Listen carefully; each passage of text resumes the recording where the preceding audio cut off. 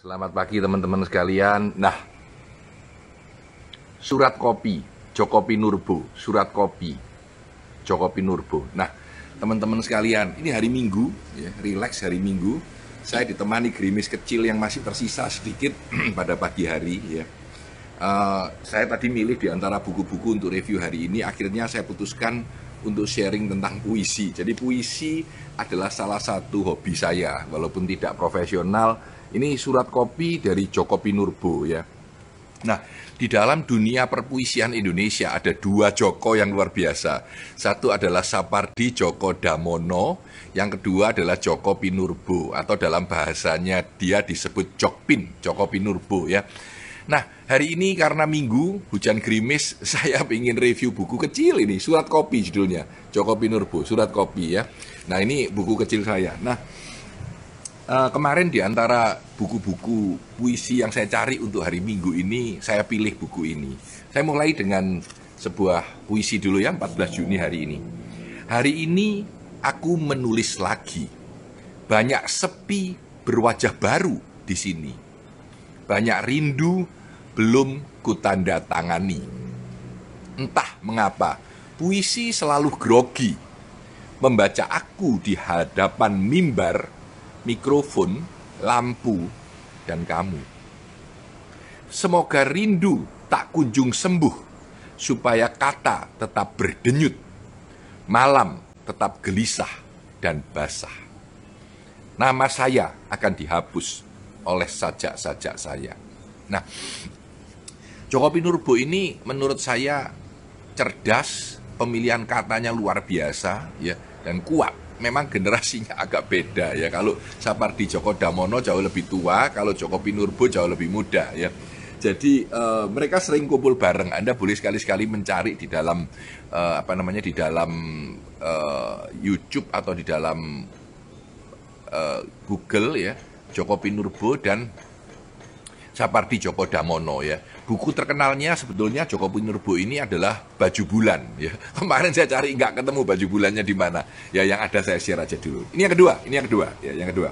Yang kedua tentang Jogja. Jadi Joko Pinurbo ini dilahirkan lebih muda 1 tahun dari saya seingat saya. Dia 58 tahun sekarang ya.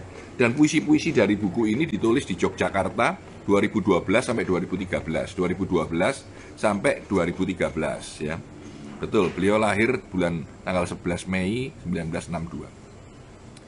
Ini pendek, Jogja. Ya. Waktu sangat murah hati di kota yang kalem ini. Pukul berapapun kamu bangun, jam akan mengucapkan selamat pagi. Senjamu yang cantik bergegas pulang ke Jogja dan menemukan langitnya yang kalem di sana. Jadi kadang-kadang simpel aja ceritanya ya, tentang kerinduan akan Jogja, tentang kota Jogja, tapi menurut saya keren gitu. Menurut saya keren ya. Saya suka puisi yang pendek, tidak terlalu panjang ya, jangan terlalu panjang, yang pendek ya. Nah, saya bacakan satu lagi. Malam tahun baru ya, malam tahun baru. Pendek aja segini aja ya. Ini malam tahun baru ya. Masa kecil yang tak bercelana dan masa tua yang tak berbaju, berjalan bergandengan, menyusuri malam tahun baru. Selamat tahun baru, hujan. Bersoraklah bersama trompet, petasan, kembang api, dan letusan masa kecilku. Berikanlah jalan yang lapang kepada bocah penjual trompet yang tuli itu. Menarik ya, simple tapi menarik menurut saya. Nah, sejak saya mungkin SMP SMA saya hobi puisi gitu ya, saya hobi puisi ya. Suka sekali baca. Dulu di zaman SMA bahkan pernah ikut lomba puisi, kalah ya. Jadi saya masih ingat waktu itu puisi wajibnya adalah Khairin Alwar punya Aku dan Tuhan ya. Dan saya masih membaca kanan kiri apa saja. Kalau di bahasa Inggris saya paling suka Mary Oliver ya, Mary Oliver. Suatu kali saya akan cerita tentang Mary Oliver ya. Di bahasa Indonesia Chairil Anwar itu dulu, Chairil Anwar ya. Lalu W.S. Rendra ya. Jadi WS Rendra dulu saya masih ingat suka sekali dengerin Rendra gitu. Sampai pernah melihat pagelaran bengkel teaternya yang judulnya Perjuangan Suku Naga. Saya ingat di Surabaya sini, dekat sini. Ya, naik sepeda motor malam-malam, parkir sepeda motor, ikut acara di Gelora Pancasila namanya Perjuangan Suku Naga. Waduh, tahun berapa ya? Mungkin di tahun 76, 77, perkiraan saya SMA pada saat itu ya. 78 kira-kira itu. Keren banget. Lalu pernah nonton lagi Lingkaran Kapur Putih ya. Saya ingat Rendra dilarang pentas waktu itu kalau saya nggak salah ingat ya. Saya ingat saya di UNER tapi nggak tahu, memori saya bisa salah ya. Tapi saya hobi WS Rendra dan saya mungkin punya banyak bukunya dia, Blues untuk Boni ya.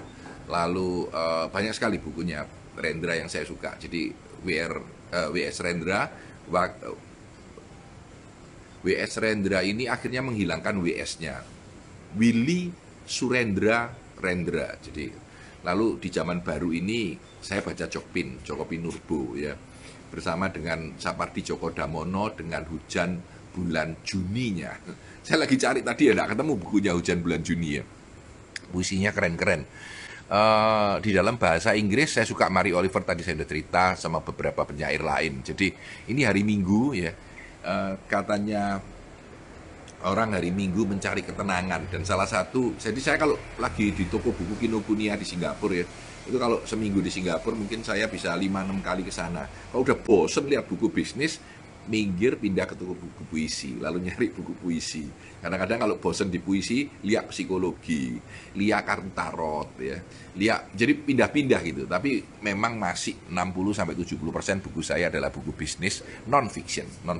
Oke, saya kira itu sharing, semoga bisa memberikan inspirasi kepada teman-teman tentang puisi. Satu lagi, Surat Kopi. Jadi judul buku ini adalah Surat Kopi. Maka saya tutup dengan satu puisi lagi yang judulnya Surat Kopi. Ini agak panjang sedikit untuk Jokpin ya. Agak panjang sedikit, Surat Kopi. Cukup unik sih. 5 menit menjelang minum kopi, aku ingat pesanmu. Kurang atau lebih, setiap rejeki perlu dirayakan dengan secangkir kopi. Mungkin karena itu, 4 cangkir kopi sehari bisa menjauhkan kepala dari bunuh diri. Kau punya bermacam-macam kopi, dan kau pernah bertanya, kau mau pilih kopi yang mana? Aku jawab, aku pilih kopimu. Di mataku telah lahir mata kopi. Di waktu kecil aku pernah diberi ibu cium rasa kopi. Apakah puting susu juga mengandung kopi? Kopi, nama yang tertera pada sebuah nama, namaku. Burung menumpahkan kicaunya ke dalam kopi. Matahari mencurahkan matanya ke hitam kopi. Dan kopi meruapkan harum darah dari lambungmu. 3 teguk yang akan datang, aku bakal mencecap hangat darahmu di bibir cangkir kopiku. Itu adalah Surat Kopi. Surat Kopi dari Cokopi Nurbo. Surat Kopi dari Cokopi Nurbo ya. Jadi saya nggak tahu teman-teman suka nggak ya. Saya biasanya bicara bisnis. Kapan itu IG live bicara bunga, ditanyain orang, Pak Tanadi sekarang mainan bunga ya. Ya hari ini bicara puisi. Saya nggak tahu, kalau ada yang mau komen ini ketika masuk ke dalam IG saya silahkan komen ya. Mungkin satu hari saya akan membacakan lagi beberapa puisi. Tapi ini kemarin malam waktu memilih-milih buku di antara buku bisnis, saya pikir teman-teman ya bosen juga minggu bicara bisnis, bicara yang lain dah. Makanya saya pilihkan buku dari Cokopi Nurbo, Surat Kopi. Saya tambahin satu deh yang pendek. Tadi saya lihat ada yang menarik ya. Tambahin satu yang pendek. Atau yang panjang juga nggak apa-apa ya. Saya suka ini ada satu yang cukup menarik. Tadi saya ragu-ragu. Namanya Kota Kecil. Kota Kecil. Kota kecil ini semacam sisa surga yang direnovasi. Semacam puisi yang terlahir kembali setiap pagi. Kota kecilku, kota yang terlalu kecil bagi kesedihan untuk bersembunyi. Bagi binar fajar dan hangat senja. Dari jauh, kota kecilku serupa rumpun cahaya. Malam mengambil alih surga. Lampu-lampu tersenyum cantik di tengah rezim derita. Kota kecilku berkedip-kedip di ngantuk matamu. Jadi ini kota kecil, ya, kota kecil. Ya. Dari bukunya Surat Kopi, Djoko Pinurbo. Saya Tanah Di Santoso, sukses selalu untuk Anda. Salam Minggu.